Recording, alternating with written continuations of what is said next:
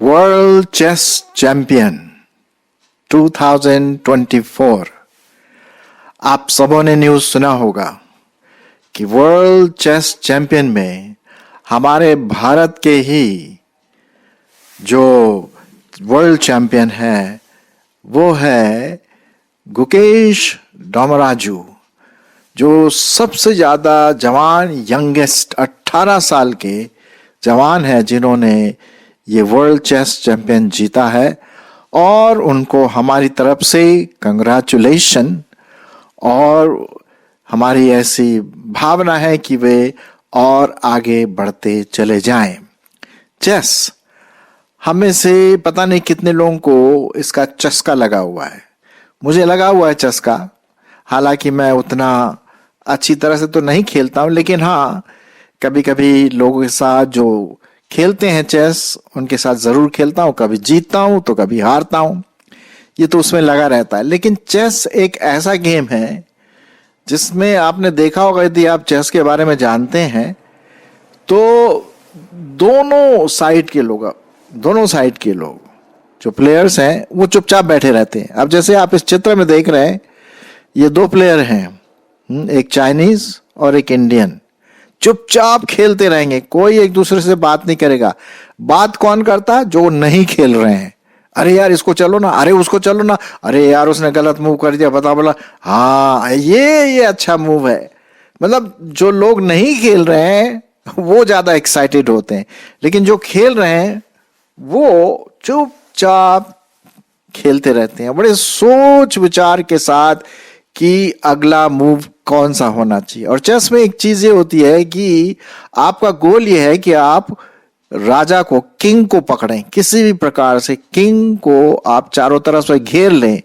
और जब आप चारों तरफ से उसको घेर लेते हैं और उसके पास दूसरा और कोई मौका नहीं है निकलने का, हम बोलते हैं कि वो चेसमेट हो गया वो गेम, और वो जो दूसरा खेलता है जीत जाता है गेम को, जो हरा देता है मतलब। तो ये बहुत अच्छा, चेस का गेम बहुत अच्छा है, सोचने वाला है, और ये आपके दिमाग को तरोताजा करता है। और बहुत लोग जो बहुत थोड़ा सा गंभीर टाइप के लोग हैं वो इस चेस गेम को बहुत लाइक करते हैं और खेलते हैं। और ये माइंड का गेम है, इंटरेस्टिंग गेम है। जैसे कि आप इसमें देख रहे हैं, हालांकि चेस बोर्ड तो सामने रखा हुआ है, गोटियां भी रखी हुई हैं, उसमें पॉन भी है, बिशप भी है, किंग भी है, नाइट भी है, सब है। लेकिन असली गेम कहां पर चल रहा है? दिमाग में। दोनों प्लेयर्स के दिमाग में गेम चल रहा है। कहने का मतलब वो अपने दिमाग में सोचते हैं कि अगर मैं ये चलूंगा तो दूसरा व्यक्ति वहां से ऐसा चलेगा, फिर मैं ये चलूंगा, फिर उसके बाद वहां से वो चलेगा। अरे साहब, मतलब इस प्रकार का दिमाग में एक लकीर सी खींची जाती है कि इसके बाद मैं ये चलूंगा। हालांकि और फिर उसके अनुसार बोर्ड में वो अपनी गोटियों को चलते हैं। ऐसा बताया जाता है कि जो सबसे ज्यादा जो चैंपियन होते हैं चेस के, स्पासकी वगैरह जो पुराने बड़े भारी चैंपियन हुए हैं, आनंद वगैरह भी, उनका ये कहना है कि ये व्यक्ति कम से कम 25-30 मूव अहेड आगे चलते हैं अपने दिमाग में, वो अपने दिमाग में चलते हैं। कहने का मतलब उनका हाई क्यू भी बहुत IQ भी बहुत हाई होगा, क्योंकि वो सोचने समझने की इतनी सामर्थ्य रखते हैं। तो चेस का गेम जो है बहुत इंटरेस्टिंग है। ये तो हुआ जीवन में, है ना, कभी हारते हैं कभी जीतते हैं, लेकिन हमें बहुत गर्व है आज जब हमें ये पता पड़ा सवेरे की न्यूज में कि वर्ल्ड चैंपियन, चेस चैंपियन जो यंगेस्ट ग्रुप का था और उसको मिला, जबकि नाम मैंने आपके सामने पढ़ा, गुकेश डोमराज, जो तेलुगु बैकग्राउंड के, जहां तक मुझे बताया गया। और उनके माँ बाप तो इतने खुश थे, बहुत अच्छा लग रहा था देखने में कि वे अपने बेटे को इस प्रकार से देख सके, चेस में जीत सकें। चलिए, जीत हार तो जीवन में लगा रहता है, चाहे आप धनवान हो या गरीब, जीत हार तो लगा रहता है। कभी वो ऊपर तो कभी ये नीचे, कभी ये नीचे तो कभी वो ऊपर, मतलब ये चलता रहता। लेकिन इसी को लेकर के मैं एक और चेस की बात करना मांगता हूं, एक और लड़ाई की बात करना मांगता हूं, एक और जीत हार की बात करना मांगता हूं। वो है एक हमारी जो लड़ाई है शैतान के साथ, वो भी एक प्रकार का चेस का गेम है। हमारे जीवनों में शैतान आता है और इस प्रकार की प्रलोभन देता है कि हमको वो पकड़ ले। अब चेस में क्या है, गोल में चेस का गोल ये नहीं होता कि आपने कितने गोटियों को अपने अधिकार में ले लिया। पॉइंट ये है कि क्या आपने दूसरे पार्टी के किंग को, राजा को पकड़ लिया, घेर लिया, तभी हार जीत का फैसला उसी के अनुसार होता है। आप चाहे उसकी पूरी गोटियां ले लें, उससे कोई मतलब नहीं। किंग को हराना, किंग को पकड़ लेना, घेराव करना, जहां वो कहीं मूव न कर सके, उसको फिर हम कहते हैं कि हाँ ये जीत गया या ये हार गया। तो उसी प्रकार से मैं आपके सामने ये बात यहां पर रखना मांगता हूं, और वो ये है कि शैतान भी हमारे आत्मिक जीवन में लगा रहता। वो चाहता है कि वो हमको हराए, हमको अपने अधिकार में ले ले, हमारे मसीह जीवन को सड़ा दे, कुचल दे, उसमें पाप लगा दे। उसका ये गोल रहता। हमारा गोल क्या होना चाहिए? उल्टा, हमें शैतान को हराना, उसको पकड़ना है, यीशु मसीह के घेरे में लाना है कि वो हमारे जीवनों में कोई भी काम ना कर सके। तो ये जीवन में उठा पटक चलती है, मेरे साथ भी हुआ। हालांकि ये चेस के समान एक उस प्रकार का बोर्ड में तो नहीं चलता, लेकिन दिमाग में चलता है, हमारी कल्पनाओं में चलता है, हमारे सोच विचार में चलता है, हमारी मानसिकता में चलता है ये आत्मिक गेम, आत्मिक लड़ाई।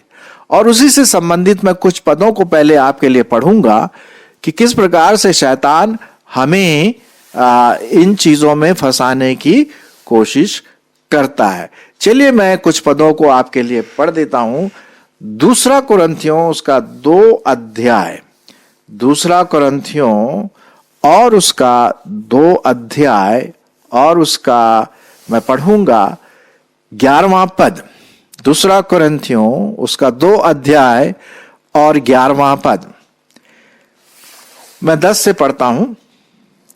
जिसका तुम कुछ क्षमा करते हो उसे मैं भी क्षमा करता हूं, क्योंकि मैंने भी जो कुछ क्षमा किया है, यदि किया हो तो तुम्हारे कारण मसीह की जगह में होकर क्षमा किया, कि शैतान का हम पर दांव न चले, कि शैतान का हम पर दांव न चले, क्योंकि हम उसके युक्तियों से अनजान नहीं। यह बहुत इंपॉर्टेंट पद है, मैं फिर से आपके लिए पढ़ देता हूं कि शैतान का हम पर दांव न चले, क्योंकि हम उसकी युक्तियों से अनजान नहीं।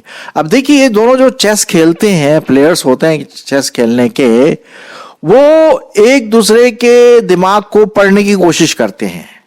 ठीक है, और मैं इसलिए ये बोल रहा हूं क्योंकि मैं भी चेस खेलता हूं। तो मैं जब खेलता हूं तो मैं देखता हूं, यार उसने वहां से ये क्यों मूव किया, ये क्यों चाल चली, ऐसी क्यों चली, क्या कारण है।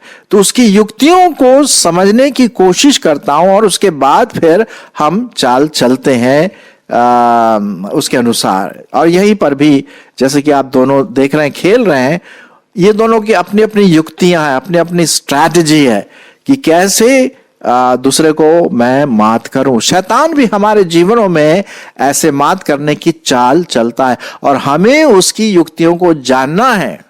हाँ, हमें उसकी युक्तियों को जानना है। और उसकी युक्तियां क्या है?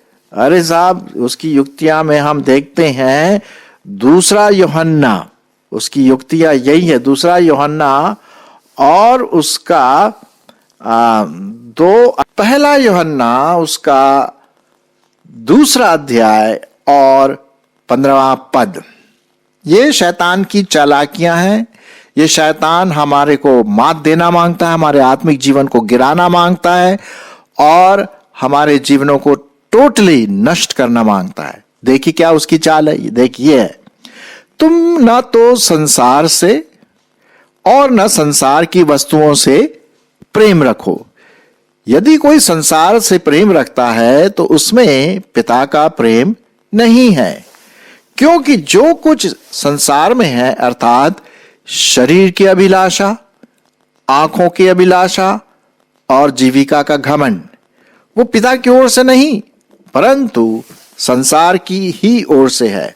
संसार और उसकी अभिलाषाएं दोनों मिट जाते हैं, पर जो परमेश्वर की इच्छा पर चलता है वो सर्वदा बना रहता है, वो हमेशा जीतता रहता अपने मसीही लड़ाई में। ये कहने का मतलब है।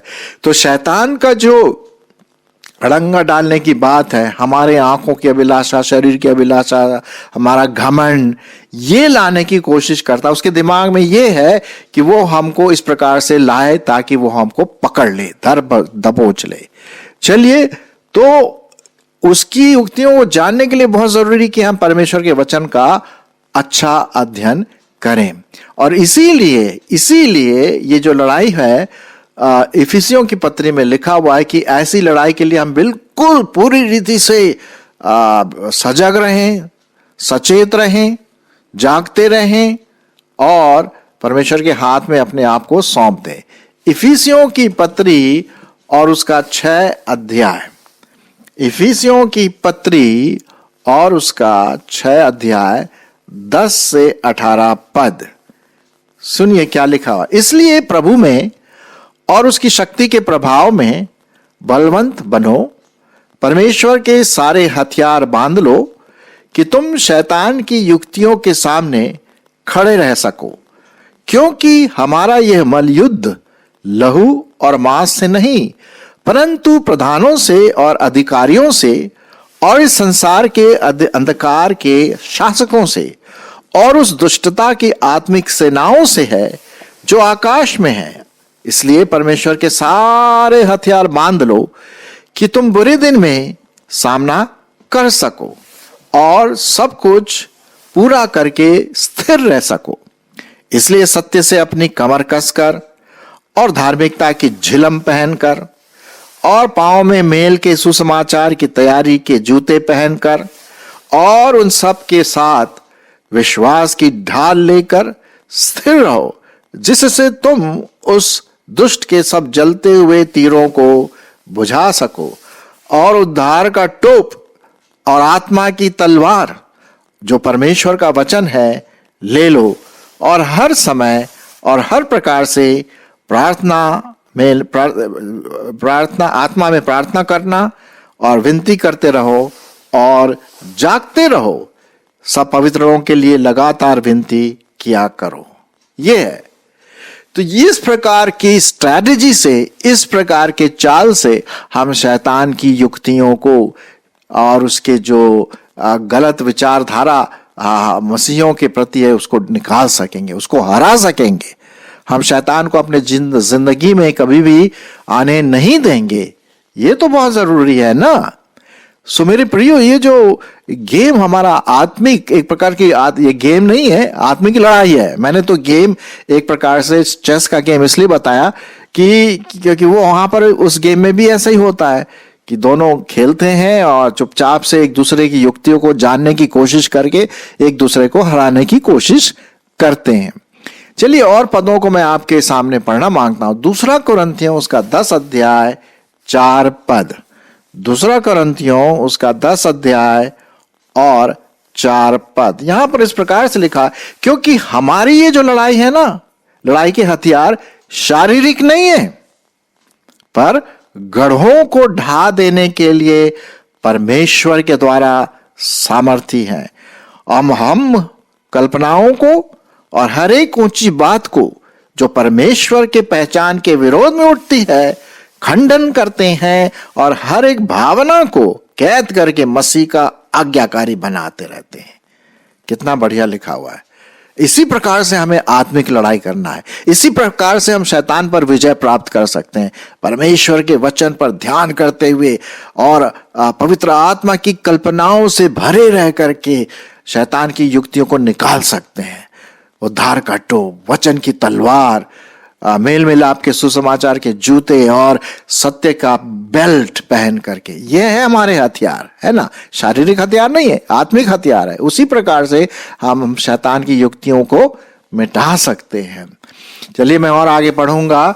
हमें शैतान से बहुत केयरफुल रहना है। सोते जागते समय 24/7 थ्रू आउट द ईयर, पूरे साल भर वो हमारे साथ लड़ाई करने की कोशिश करता रहता है। पहला पत्रस और उसका 5 अध्याय और 8 पद। पहला पत्रस उसका 5 अध्याय और 8 पद।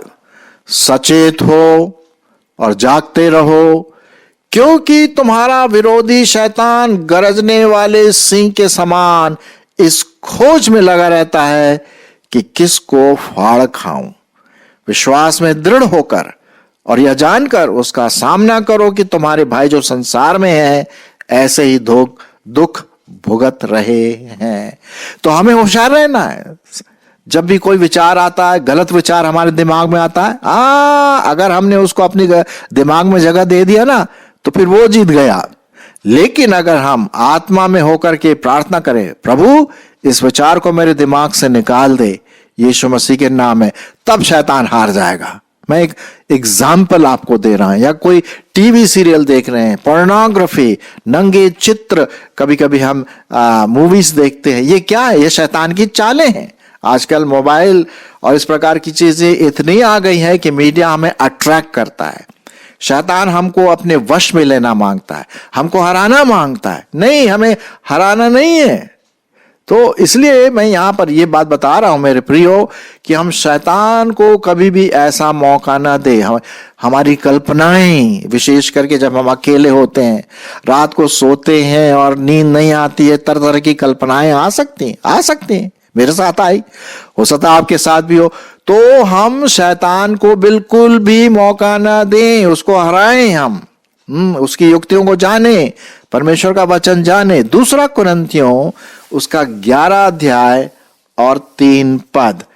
यहां पर भी हम एक चीज देख लेते। 2 कुरिन्थियों उसका 11 अध्याय और उसका 3 पद। परंतु मैं डरता हूं। क्यों डरता हूं? कि जैसे सांप ने अपनी चतुराई से हव्वा को बहकाया, वैसे ही तुम्हारे मन उस सिधाई और पवित्रता से जो मसीह के साथ होनी चाहिए कहीं भ्रष्ट न हो जाए। हाँ, और यदि कोई तुम्हारे पास आकर किसी दूसरे यीशु का प्रचार करे जिसका प्रचार हमने नहीं किया, या कोई और आत्मा तुम्हें मिले जो पहले ना मिला, या कोई और सुसमाचार जिसे तुमने पहले ना माना था, तो तुम्हारा सहना ठीक होता।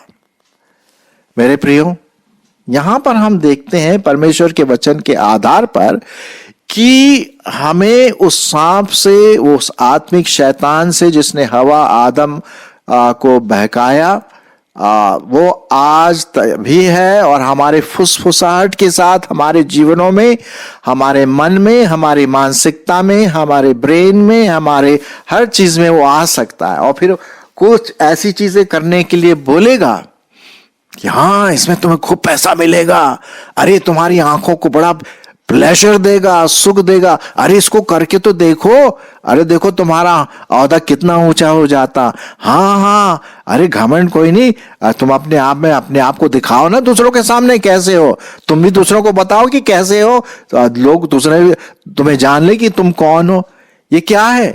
ये फुसफुसाहट की चीजें शैतान हमारे जीवनों में ला सकता है, हमारे माइंड में, और फिर हम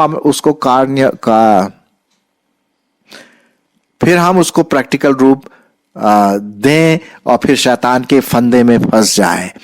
ऐसा ना हो मेरे प्रियो। हम जानते हैं कि जो हमारा विरोधी है शैतान, वो चारों तरफ हमें लगा रहता है कि किस प्रकार से वो हमें गिरा सके। अब जो चेस गेम होता है, शायद आप जानते होंगे यदि आप खेलते हैं, कभी कभी चेस गेम 5 मिनट में भी खत्म हो जाता, और कभी कभी 5 घंटे, 5 महीने, लंबा भी चल सकता है। वो डिपेंड करता है कितना सीरियस है, कितने गेम, कितने जो प्लेयर्स है, कितने दक्ष हैं इसमें, और तब उसी उसी के अनुसार वो आगे बढ़ता है। लेकिन हमारा जो चेस गेम तो नहीं, लेकिन आत्मिक जो लड़ाई है वो जीवन भर चलता रहता है। चलिए, हमने अगर अभी जीत पा ली, आज हमने जीत पा ली, कोई जरूरी नहीं कि कल हम जीत पाएंगे। धीरे धीरे हम प्रभु में परिपक्व होते जाएं, प्रभु के वचन में बढ़ते चले जाएं, और जो लड़ाई के जो हमारे पास इक्विपमेंट है, हथियार है, उद्धार का टोप है, आत्मा की तलवार है, हमारे सोच विचार पवित्र आत्मा के द्वारा हो, सत्य की कमर हमारे पास, सत्य की जो बेल्ट है हमारे पास है, तो फिर हमें किससे डरना है? हमें किसी से नहीं डरना है। तो हम यहां पर ये बात देखते हैं, सत्य की जो बेल्ट है हमारे पास है, तो फिर हमें किससे डरना है? हमें किसी से नहीं डरना है। तो हम यहां पर ये बात देखते हैं कि हम शैतान को लड़ा कर उसको हरा दें। कभी भी कॉन्फिडेंट ना हो, सिर्फ प्रभु परमेश्वर पर, पवित्र आत्मा पर आप पूरी रीति से निर्भर होकर के आप विजयी बन सकते। तो आइए हम अपने मसीह जीवन में क्या बने? विजयी बने। ये तो है ना, बहुत इंपॉर्टेंट बात है कि हम विजयी होकर के अपना मसीह जीवन जिए, और दूसरों को भी ये इसके बारे में बताए कि वो शैतान के कब्जे में, शैतान के अधिकार में न आकर के हम प्रभु को अपना जीवन सौंपे, पवित्र आत्मा से कहें, प्रभु तू मेरे जीवन को ले, मेरी मानसिकता को अपने मन में, अपने आप मेरी मानसिकता को ग्रहण करें, और मेरा जीवन तेरी महिमा के लिए बीतता चला जाए। आइए हम विजयी बनकर आगे बढ़ें।